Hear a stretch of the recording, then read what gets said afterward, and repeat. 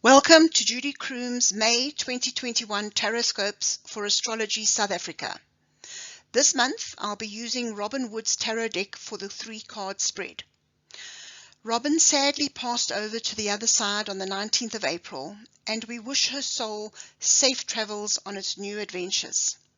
Rest in peace, Robin, and thank you for the legacy of this beautiful tarot deck. Now, our 3-card spread for May 2021 is: in the situation position, the Ace of Pentacles.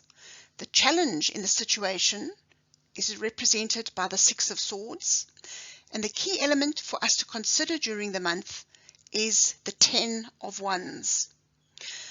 The beautiful art of Robin's deck symbolizes the mixed energies of May 2021 very well. We have the Ace of Pentacles appearing just as the great benefic Jupiter moves into spiritual Pisces and the new moon occurs in earthy Taurus. We're also entering a time of reflection, with Mercury turning retrograde and a transformative eclipse season starting in May. These are represented by the 6 of Swords as the challenge and the 10 of Wands as the key element to consider. Now, in this situation, we have the Ace of Pentacles, which offers the beginning of a new cycle of growth, abundance, bright prospects, both spiritual and material. We can find peace and contentment in an inner garden as beautiful as the one in this card, but we must never forget that lush gardens don't just grow, they require consistent effort, care, and self-mastery over ourselves. The Ace of Pentacles reminds us, inner contentment and peace is different for everyone. But if we're each to find our own inner Garden of Eden, it will require regular maintenance to bloom and flourish. At May's new moon in Taurus, and as Jupiter moves into Pisces, we can lay the groundwork for rich spiritual and material rewards through effort over time.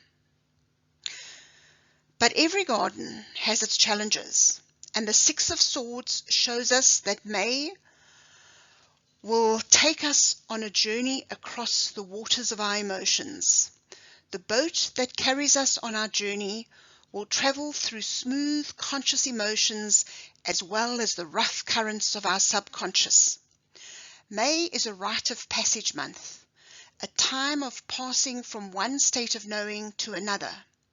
A soul journey that could change our lives forever, either through hardship or with ease.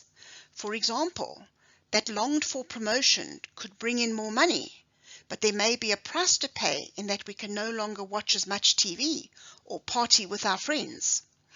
Or the illness of a loved one could bring in additional responsibilities and worries, but could ultimately show us that we're stronger and wiser than we ever thought we could be. As we progress through the month of May, seeking our own magical garden of abundance and growth, a key element to consider is reflected in the last card, the 10 of Wands. This red-cloaked figure is nearing the completion of his tasks. He's carrying his bounty, 10 beautiful bejeweled wands made of crystal and metal, to his home village far in the distance. But his back is bowed, his head is down, and his steps are weary.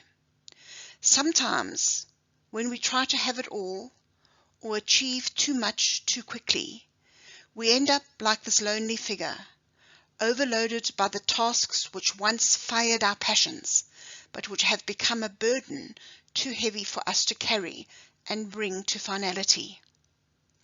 As the eclipse season starts to shake us up, and as Mercury turns retrograde, May can be a time for us to reflect and reassess our ambitions and goals, our dreams and desires. Do we want our personal garden of happiness to be defined by external expectations and events? Or would we rather focus the fire of our efforts on what we can comfortably carry with us as we journey towards inner peace and a more balanced way of life? Stay safe and take care during this month of May. This is Judy Croome for Astrology South Africa, signing off.